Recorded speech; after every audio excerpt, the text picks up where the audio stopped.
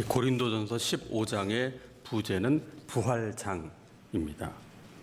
이 고린도 교회가 얼마나 부활을 믿지 못했는지를 보여주는 근거가 되는데요. 이 고린도 교회가 있던 곳은 이 그리스 철학의 영향을 받은 이 철학의 도시였습니다. 그래서 예수님의 가르침은 호기심을 갖고 배웠지만 예수님께서 죽음에서 부활하셨다는 사실은 믿으려 하지 않았던 것이지요.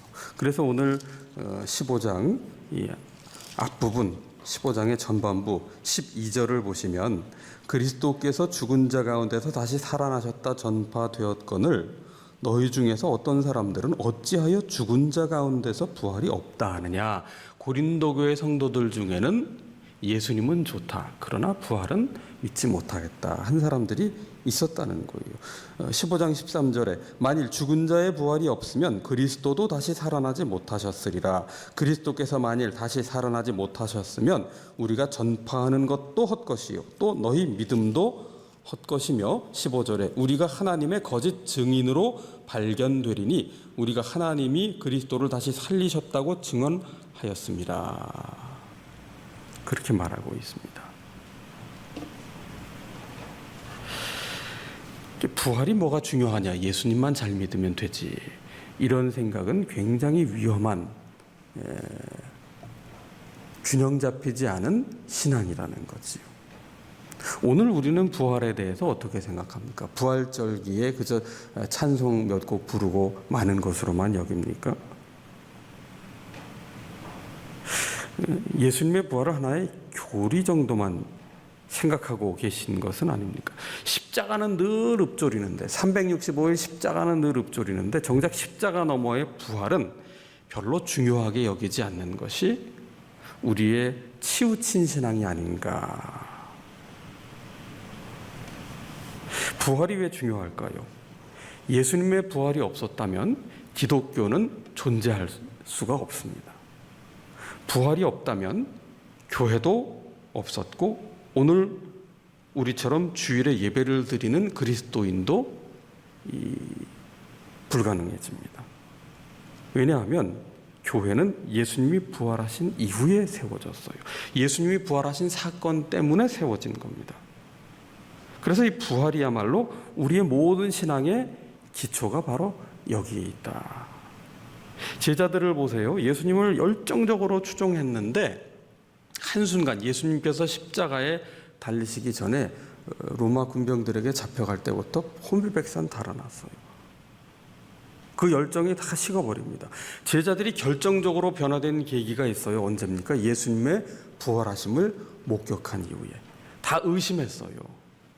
도마 같은 경우도 그 손과 허리에 못자국 내가 직접 눈으로 보고 확인하지 않으면 못 믿겠다.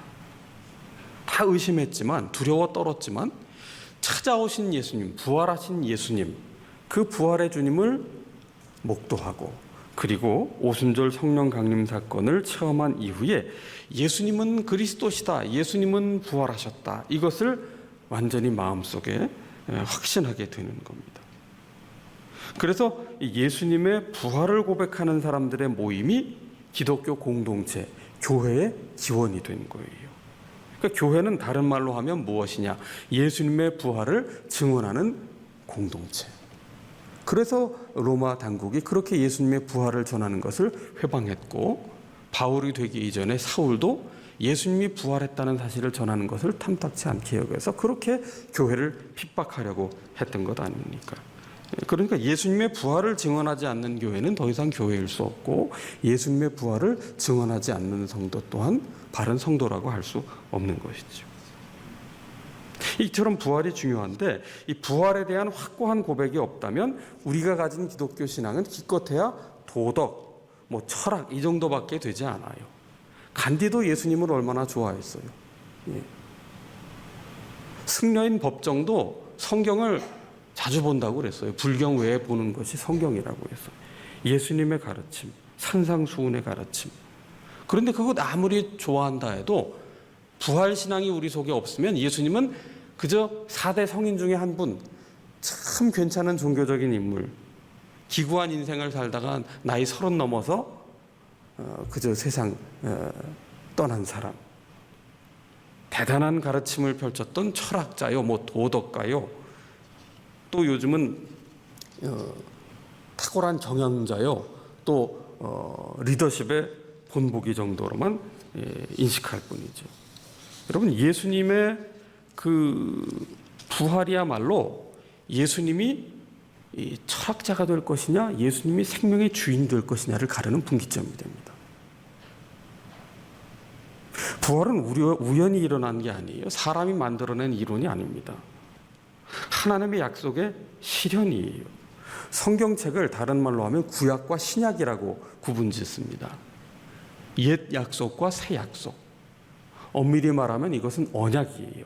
언약이란 쌍방간에 지킬 수 있다는 확신 속에서 맺는 것인데, 이 하나님의 언약의 특징이 있어요.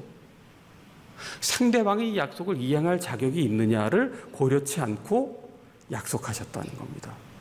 하나님이 주도해서 맺으신 약속인데, 하나님은 신실하신 분이세요.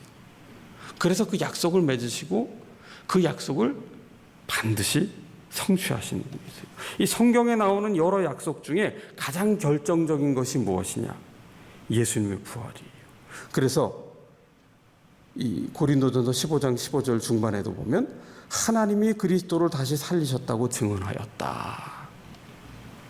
성경은 하나님께서 예수님을 죽음으로부터 일으키셨다고 분명하게 증언하고 있고, 그래서 부활의 가장 중요한 근거는 하나님의 약속이 기록된 성경 말씀입니다. 성경은 증언하고 있어요. 세상을 창조하신 분이라고. 그리고 지금도 역사를 섭리하시는 분이라고. 그리고 미래의 하나님 나라를 완성하실 분이라고. 그러니까 하나님은 우리의 존재 이전부터 우리의 죽음 이후까지를 주관하시는 분이십니다.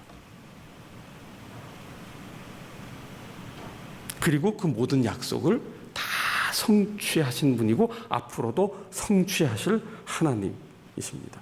그렇기 때문에 우리가 미래의 하나님의 나라가 이루어질지를 확신할 수 있는 근거, 그걸 어디에 두어야 하느냐? 우리의 느낌에 두면 안 돼요.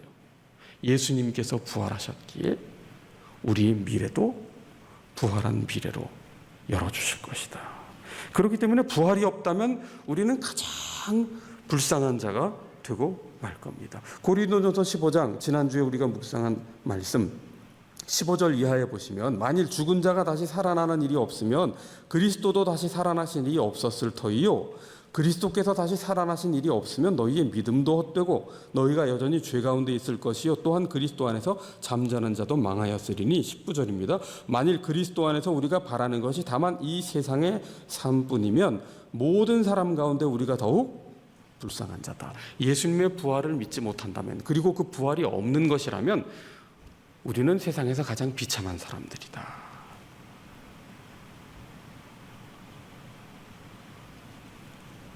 어떤 이들 중에는 부활은 하나의 의미일 뿐이라고 축소를 시켜요. 예수님의 정신을 계승하는 게 그게 부활의 의미다. 이 부활의 역사적인 사실을 왜곡하는 아주 위험한 해석인데요. 이 앞서 말씀드린 것처럼 부활이 사실이 아니라면, 역사적 사실이 아니라면 기독교 신앙의 정체성 전부가 무너지는 거예요. 일부가 무너지는 게 아닙니다. 예수님의 부활이 사실이 아니라면, 그저 정신의 계승일 뿐이라면 장차 죽음 이후에 우리에게 다가올 부활도 전혀 사실이 아닌 것이고, 영생이라는 것도 하나님의 자녀가 되는 권세를 누린다는 것도 다 의미가 없는 일이 되고 말 것입니다. 그래서 고린도전서 15장 20절에는 뭐라고 말씀합니까? 그러나 이제 그리스도께서 죽은 자 가운데서 다시 살아나사 잠자는 자들의 첫 열매가 되셨도다. 첫 열매가 되셨다. 우리의 주님께서 말씀대로 부활하셨으니, 하나님께서 죽음 가운데서 일으켜 주셨으니, 예수님을 믿고 하나님의 자녀된 우리도 하나님께서 죽음 가운데서 일으켜 주시고 부활의 영광에 참여하게 해 주실 것이다. 우리의 믿음의 근거는 바로 예수님의 부활이어야 합니다. 그러면서 이 부활에 대하여 의심하는 고린도 교인들에게 이 죽음 이후의 부활이 무엇인가를 이 50절 이하에서 설명을 하고 있는데요. 50절에 형제들아 내가 이것을 말하노니 혈과 육은 하나님 나라를 이어받을 수 없고 또한 썩는 것은 썩지 아니하는 것을 유업으로 받지 못하느니라. 보라 내가 너희에게 비밀을 말하노니 우리가 다 잠잘 것이 아니요 마지막 나팔에 순식간에 홀연히 다 변화되리니. 이 52절에 나팔 소리가 나매 죽은 자들이 썩지 아니할 것으로 다시 살아나고 우리도 변화되리라.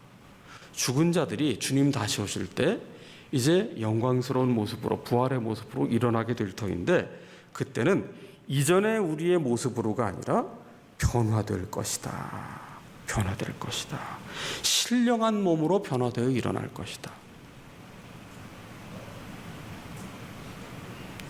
우리의 성질이 바뀌는 것은 아니지만 그러나 예전의 모습과는 다른 신령한 모습으로 일어나게 될 것이라는 거예요. 지금은 그런 질문이 별로 없습니다만 지금 화장 문화가 거의 70% 이상이에요. 우리나라 70에서 80% 정도까지 이제 되었는데 초기에 화장 문화가 도입됐을 때 그리스도인 중에는 적지 않게 이런 질문을 하신 분들이 계십니다. 내 몸을 화장하게 될 경우에 가루가 되는데 부활할 때 그럼 어떤 모습으로 가루가 됐는데 어떻게 회복이 되느냐. 물론 질문할 법하지요. 그런데 제가 전에 있던 교회에 있을 때 이장을 제법 해봤거든요. 보통 이장을 한다 그러면 이제 30년 정도는 지난 분들을 이제 이장을 하는 경우가 많아요. 근데 그때 보면은요, 선산에 가서 보통 이제 이장을 하면 그 이동식 그 장례를 치르는 분들이 이제 사설업체에서 옵니다. 그래서 이제 그 관을 열어보면은요, 정말 완전히 뼈만 남았어요. 완전히 뼈만 남았거든요. 그래서 이제 거기서 가열을 하고 그리고 나서 이제 다 빻아서 유골함에 담아서 이제 그 유골함으로 옮겨드리는 그 이장 예식을 제가 몇 차례 해본 경험이 있는데요. 제가 그 두 눈으로 직접 봤어요. 정말 뼈만 남았어요. 뼈만. 예. 살은 다 썩어요. 20년, 30년 지난 묘를 가보면은요, 정말 뼈밖에 남은 것이 없습니다. 그러니까 부활 때에 어떤 모습으로 될 것이냐. 그럼 뼈만 남은 사람은 뼈로 부활을 하고 가루가 된 분은 가루로 부활을 합니까? 이 육신이 그대로 남아있는 분 아무도 없어요. 신령한 몸으로 변화되어 하나님께서 일으켜 주신다는 것이고요. 53절에 이 썩을 것이 반드시 썩지 아니할 것을 입겠고 이 죽을 것이 죽지 아니함을 입으리로다. 새로운 옷을 입는 과정으로 설명을 하고 있는데 여러분 썩지 않은 것이 썩을 것이 되고 죽지 않았던 생명이 죽을 것이 되는데 부활은 역설적이게도 썩을 것이 썩지 아니할 것을 입게 되고 죽을 것이 죽지 아니할 것을 입게 될 것이다. 그렇게 말씀하고 있어요. 사망의 권세를 이기는 부활을 말씀하고 있습니다. 55절 이하에 사망아 너의 승리가 어디 있느냐? 사망아 네가 쏘는 것이 어디 있느냐? 사망이 쏘는 것은 죄요 죄에 건너온 율법이라.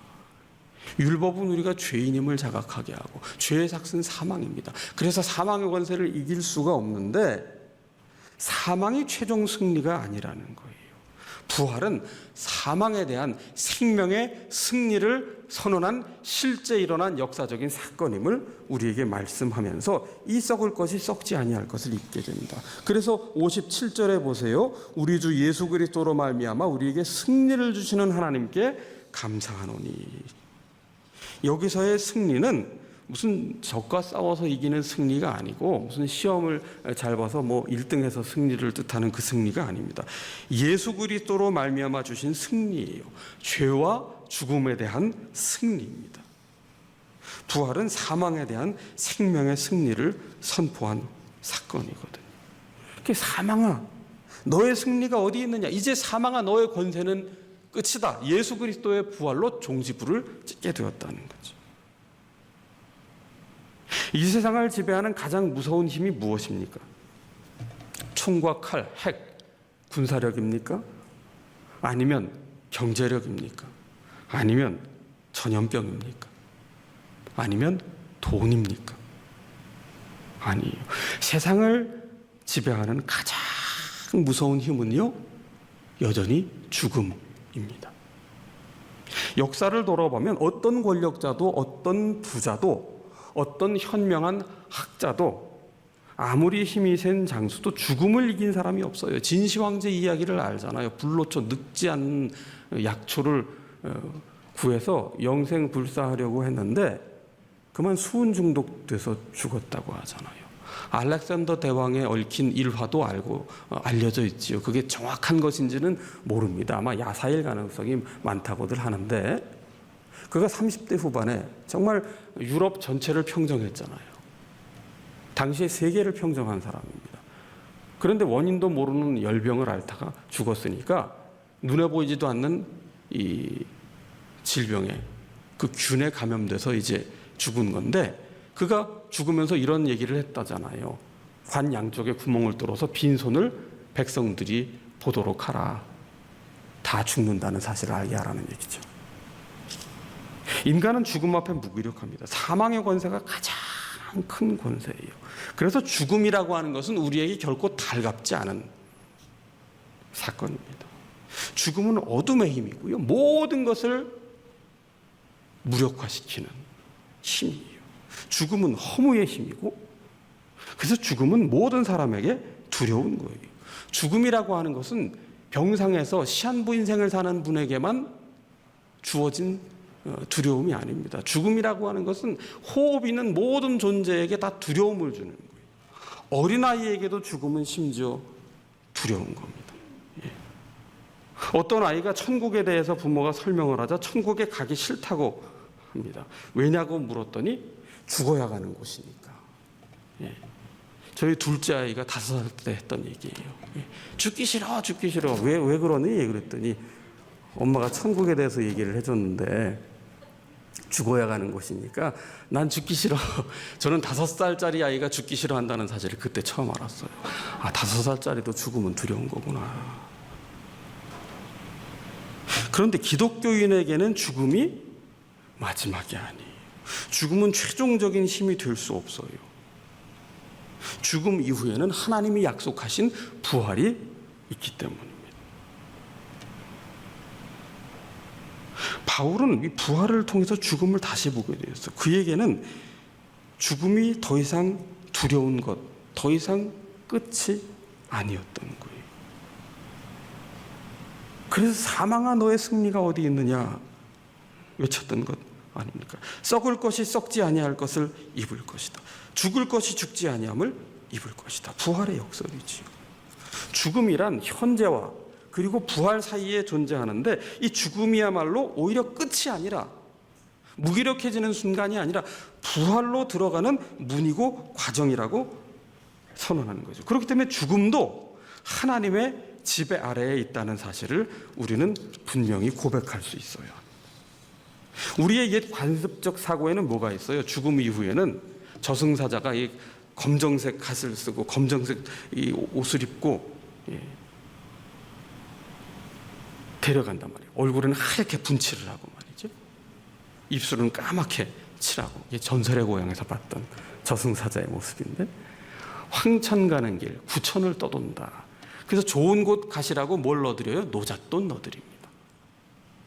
죽음에 대한 막연한 두려움 때문에 어디로 가는지를 모르니까 좋은 곳 가세요 라고 밖에는 할 말이 없는데 성경은 분명히 말해요. 죽음과 그 이후의 세계도 하나님의 다스리심 가운데 분명히 있다는 거예요. 죽음은 우리와 그리스도와의 관계를 끊지 못해요. 로마서 8장 38절 이하에 분명히 말씀하고 있지 않습니까? 내가 확신하노니 사망이나 생명이나 천사들이나 권세자들이나 현재일이나 장래일이나 능력이나 높음이나 깊음이나 다른 어떤 피조물이라도 우리를 우리 주 그리스도 예수 안에 있는 하나님의 사랑에서 끊을 수 없으리라. 사망의 권세가 가장 크고 무서운 권세인데 이 사망의 권세조차 이길 수 없는 것, 하나님의 사랑에서 끊어낼 수 없다는 거예요. 하나님의 이 사랑의 손길, 우리를 붙들고 계신 이 사랑의 손길에서 죽음의 권세가 개입할 여지가 없다는 겁니다. 우리와 예수 그리스도의 관계를 끊어낼 힘은 세상에 없다는 거예요. 오늘 우리가 그래서 부활신앙을 잃어버리고 단지 십자가에 달려 죽으신 예수님을 기억하기만 하고 회상하기만 하고 슬퍼하기만 해서는 이 교회는 예수님의 유품을 모아둔 박물관이 될 수밖에 없는 것이죠. 우리가 오늘 바른 신앙, 성경적인 신앙으로 살아가려면 하나님의 약속의 성취인 부활을 분명히 믿고 고백할 수 있어야 합니다. 죽음조차 끊어낼 수 없으신 그 하나님의 사랑의 손길이 우리를 붙들고 계심을 믿어야 됩니다. 그리고 그 부활신앙을 확신하고 있다면 그 부활신앙이 오늘 우리를 살아가게 하는 원동력이 되게끔 연결해야 합니다. 그것이 무엇이냐? 결국은 현재를 견디게 하고 변화시켜주는 힘으로 작동하는 부활신앙이 되어야 한다는 거죠. 우리가 지난 시간에 고린도전서 13장을 함께 나누었는데 거기에 있는 그 사랑의 특징이 뭡니까? 가장 좋은 길, 결국 사랑인데 그 사랑으로 교회를, 성도를 덕이 되게 하고 유익하게 해야 되는데, 주님의 몸을 세워야 되는데, 그 사랑의 특징은요, 진리와 함께 기뻐하며 모든 것을 참고 견디는 것이라고 했어요. 진리와 함께 기뻐하며 견딘다는 것은요, 결국 이를 악물고 참는 게 아니라는 거예요. 고행을 하는 게 아니라는 거예요. 참고 견디면서까지 끝까지 사랑할 수 있는 근거는 진리와 함께 기뻐하기 때문입니다. 진리가 뭐예요? 예수 그리스도, 부활하신 예수 그리스도.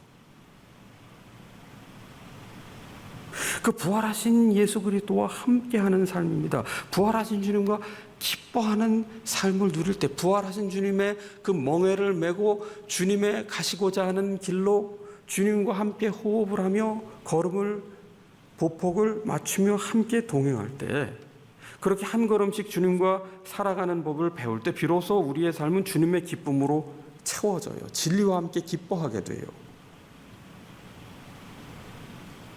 그럴 때 우리는 비로소 사랑할 수 있는데, 여러분, 살아간다는 것은 사실 아픔을 견디는 법을 배우는 과정이에요. 어린 아이 때보다 나이가 들수록 주름이 깊어지고 한숨이 깊어지는 이유가 뭡니까? 살아간다는 것이 그만큼 아픔의 무게가, 고난의 무게가 더 쌓이기 때문이에요. 사는 것은 쉽지 않아요. 그래서 삶은 살아갈수록 모르는 거예요. 하루 강아지가 범 무서운 줄 모르는 것이지, 철들고 난 다음부터는 하루하루 사는 게 그렇게 힘들고 어려울 수가 없어요.